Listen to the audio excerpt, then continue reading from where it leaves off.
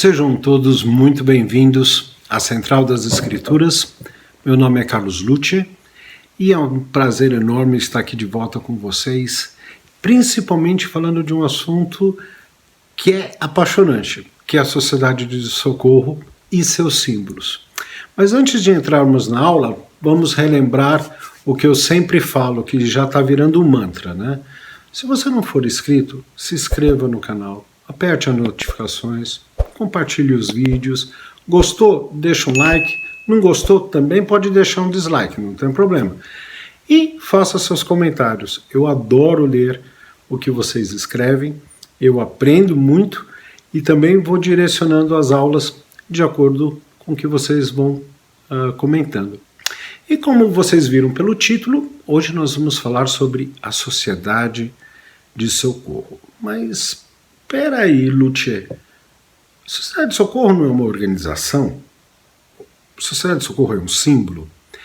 Isso, irmão, você está certo. Ou irmã, no caso, né?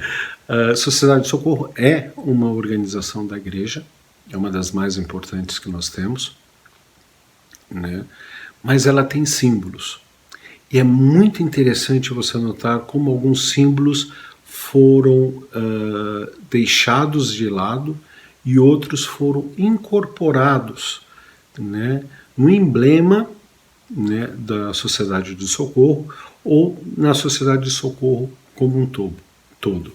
Isso ajuda muito a gente a entender como os símbolos funcionam, ok? Então vamos lá. A organização da Sociedade de Socorro, ela está intimamente ligada à construção do Templo de Nauvoo. Porque quando o templo estava ali mais ou menos 1 metro do chão, a presidência da igreja e o Quórum dos 12, né, pediam encarecidamente aos membros que ajudassem na construção da casa do Senhor.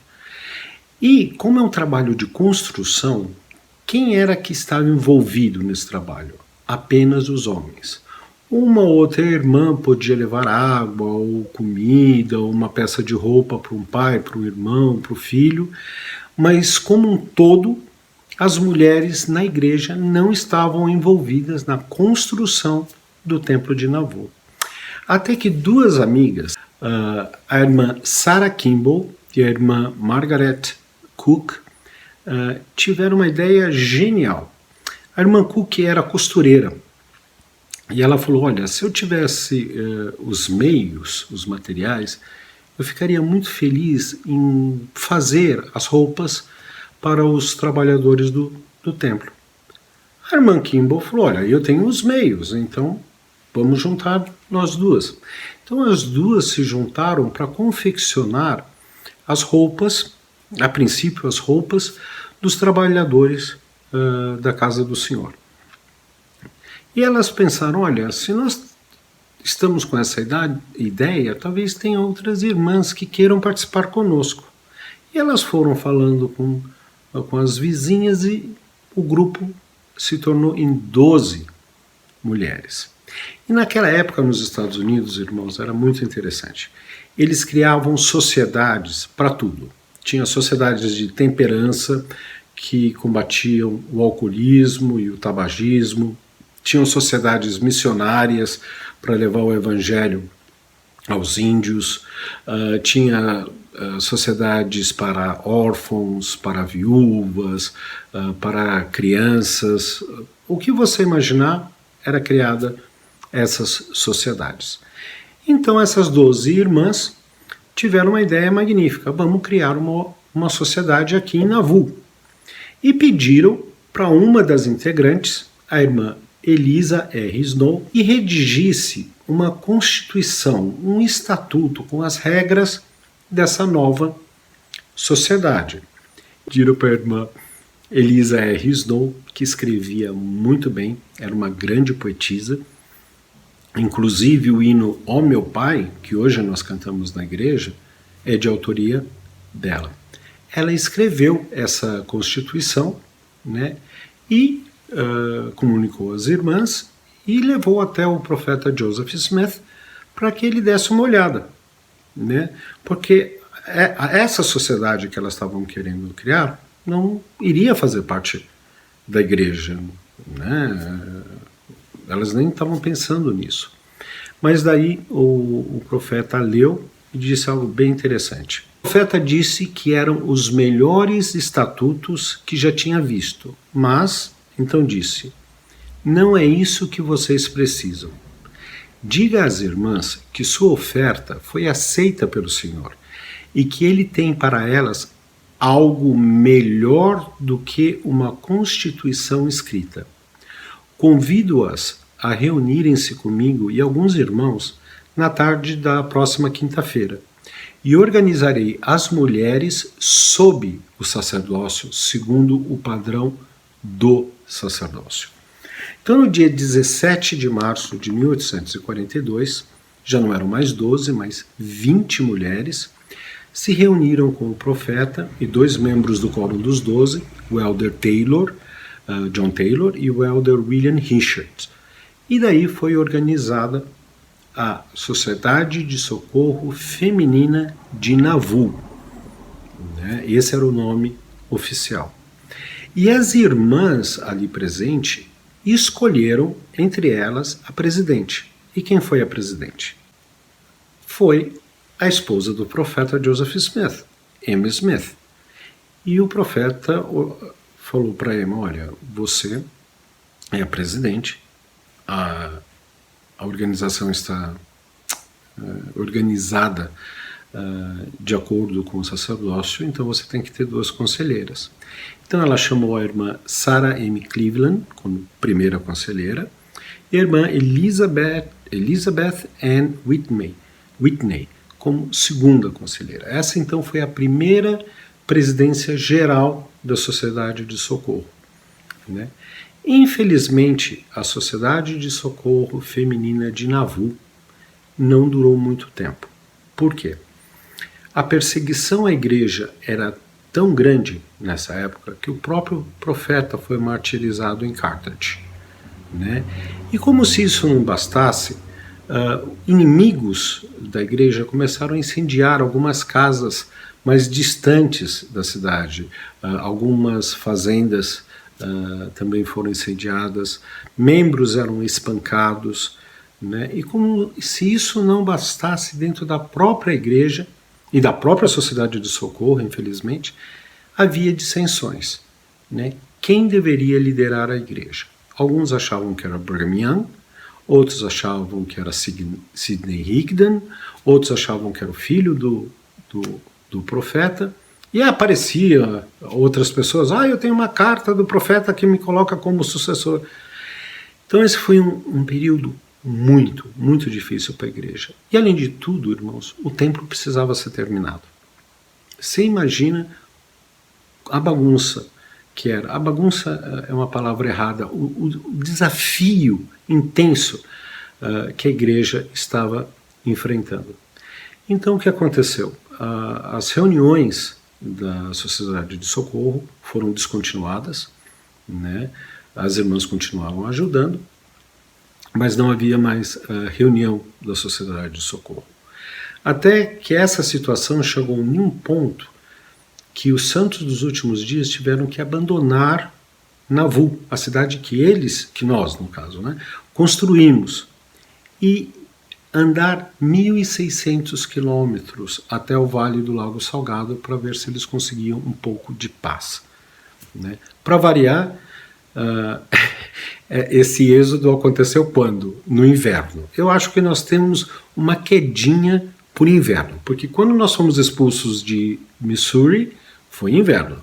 Quando nós saímos de Nauvoo forçados, também foi no inverno. E a próxima história também vai acontecer no inverno. Quando os santos chegaram em Lago Salgado, irmãos, não tinha nada, nada. É uma região semiárida, não tinha árvores frondosas, rios grandes, era desolador, né?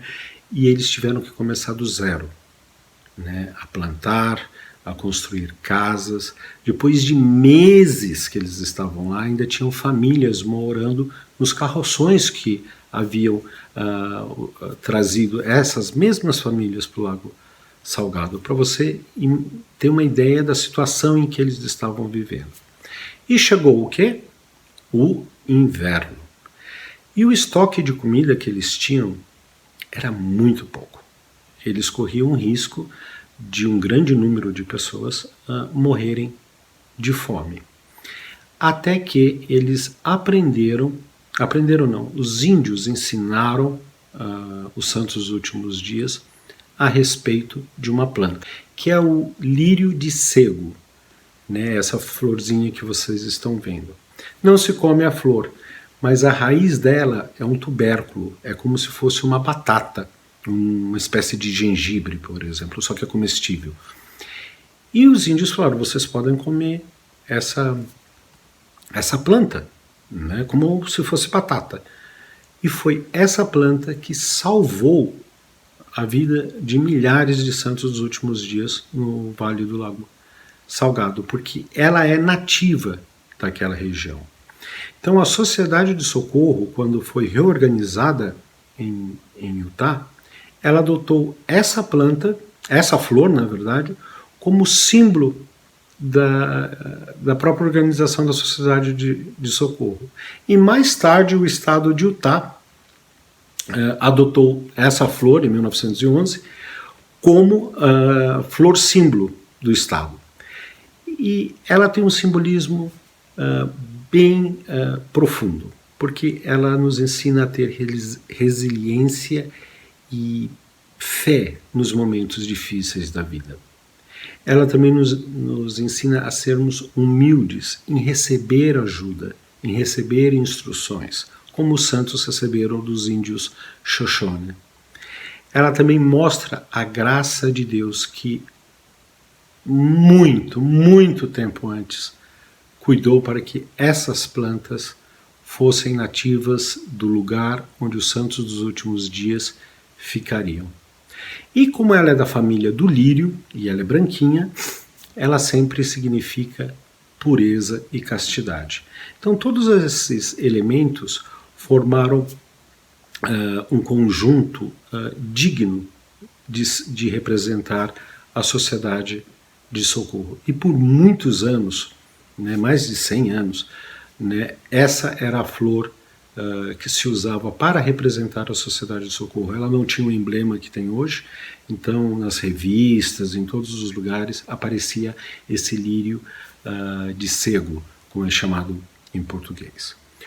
Agora, o segundo símbolo que foi adotado pela Sociedade de Socorro foi com o tempo, que é o trigo, ou feixe de trigo. E ele tem uma história interessante. Por que ele foi adotado?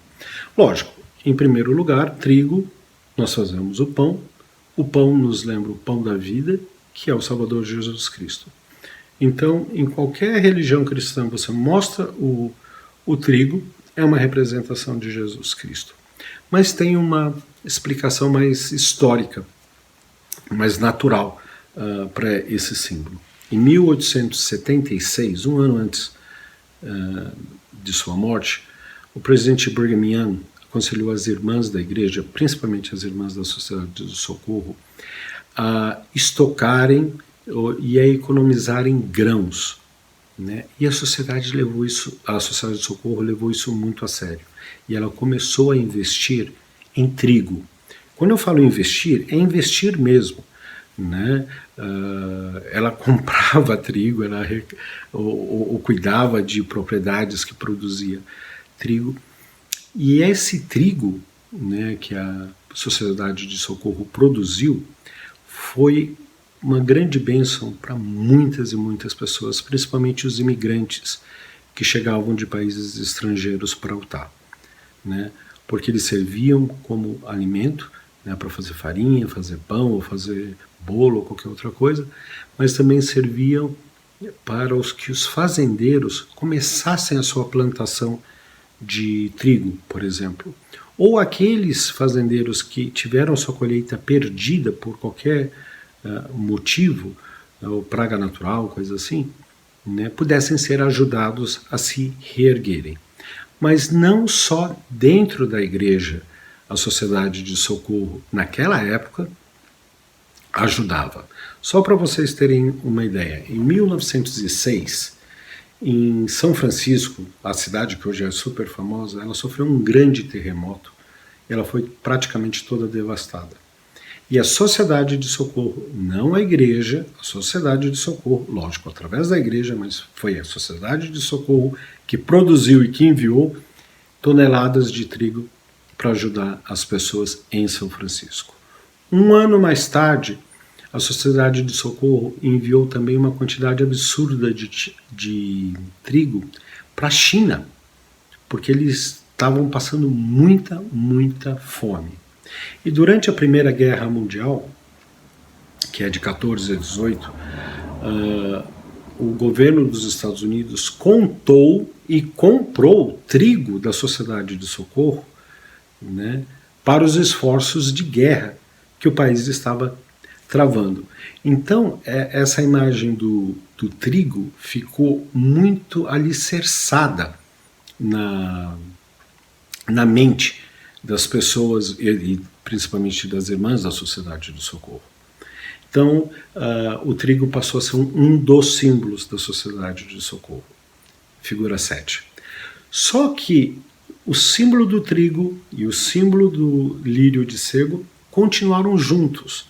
Vocês podem ver aqui, essa é uma reprodução de uma borda de uma revista da Sociedade de Socorro, e vocês podem ver tanto o trigo quanto o lírio no centro, né, dois símbolos compartilhando o mesmo espaço. Conforme a igreja foi se tornando cada vez mais internacional, ou seja, fora dos Estados Unidos, o lírio de sego ele perdeu a sua força, né, porque ele não tinha mais. Por exemplo, para nós íamos olhar essa planta, não ia significar nada. Então o lírio deixou de ser usado nas representações da Sociedade de Socorro. Só que a Sociedade de Socorro não tinha esse emblema que nós temos hoje e nem tinha um lema. O lema, a caridade nunca falha, só surgiu em 1913. E é importante essa data, porque se lembra daquelas sociedades que eu falei, que começaram, a sociedade de beneficência, que começaram lá por 1830, 1840. Agora elas estavam, como que eu diria, indo para outros caminhos, né? Elas estavam se envolvendo mais com política, mais com economia, e estavam deixando a razão principal de sua criação de lado. E a presidente da Sociedade de Socorro falou: não, isso não vai acontecer com a Sociedade de Socorro. O nosso lema será: a caridade nunca falha. A nossa missão é socorrer as pessoas temporalmente e também espiritualmente. Elevá-las, elevar as irmãs e também os irmãos, né, para que todos nós possamos se tornar a presença do Senhor. E a Sociedade de Socorro nunca saiu dessa missão. Quando ela percebeu que poderia dar um passo em falso, foi criado esse lema. E 20 anos depois, mais ou menos 20 anos depois, em 1931, se me falha a memória, foi escolhida as cores da Sociedade de Socorro: o azul e o dourado. Lute, o que significa? Não sei. Por quê? Na ata que foi feita essa escolha, eles não explicam por que escolheram o azul ou por que escolheram o dourado. Possivelmente, o azul e o dourado nos lembra o céu, nos lembra o sol, o ouro, que são símbolos do reino celestial. Talvez seja por isso, mas na ata propriamente dito não está escrito nada. A primeira vez que aparece um emblema da Sociedade de Socorro é em 1941, e ele era muito simples. Ele era dois círculos, um dentro do outro. No círculo exterior estava escrito "A caridade nunca falha", em inglês, e no centro RS, que é o nome da Sociedade de Socorro, Relief Society, em inglês. Só que tem um detalhe: no ano seguinte, em 1942, ia ser o centenário da organização da Sociedade de Socorro. E eles quiseram, então, fazer um outro emblema. E surgiu esse daqui. Como vocês podem ver, esse daqui já é um pouquinho diferente. Continua o Caridade Nunca Falha, né? 2 espigas de trigo, que agora vocês sabem o que significa, né? E as datas 1842, que foi o ano da fundação, e 1942, que era a data do centenário, né? E no meio existia o RS, como existia antes. Mas eles colocaram um elemento novo. Se vocês repararem, tem uma tocha brilhando, né? Como é que chama? Espalhando luz para todo o círculo interno. Na ata, ou na minuta, que estabeleceu esse como emblema da Sociedade de Socorro, aí eles explicam. A tocha com essa luz significa a luz que a Sociedade de Socorro trouxe ao mundo durante esses 100 anos.